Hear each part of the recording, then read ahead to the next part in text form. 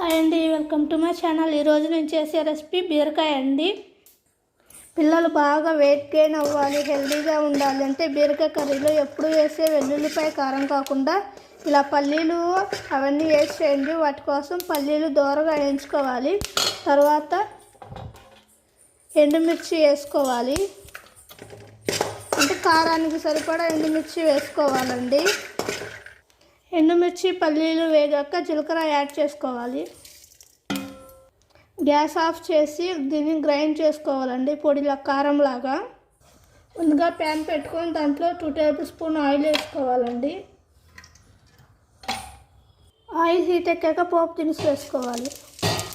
తర్వాత కరివేపాకు, తర్వాత ఉల్లిపాయ, ఉల్లిగడ్డ కలర్ చేంజ్ అయ్యాక బీరకాయలు వేసుకోవాలి.